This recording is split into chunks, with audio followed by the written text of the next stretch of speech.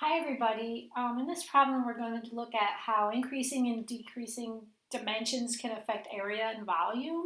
So we're going to believe we have this cube here. It's it's length times width, it's got a height. It's got a length, width, and a height. If the base of the cube's dimension, which is what? That's L times W, that's the base.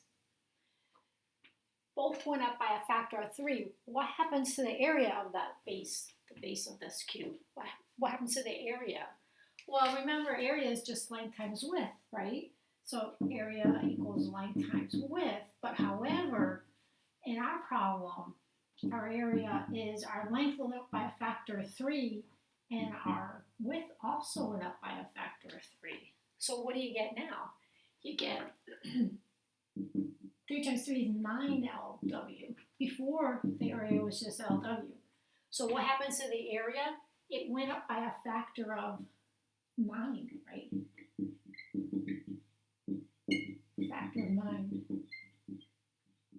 Okay. What if all 3 of the cube's dimensions went up by a factor of 3?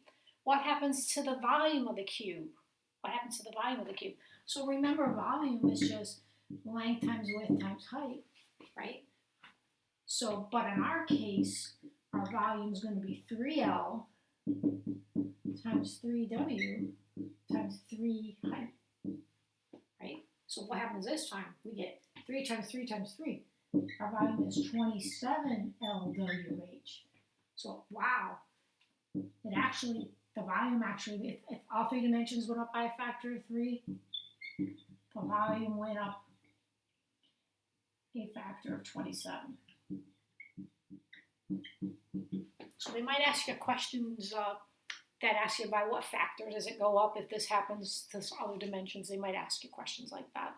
So I hope that helps.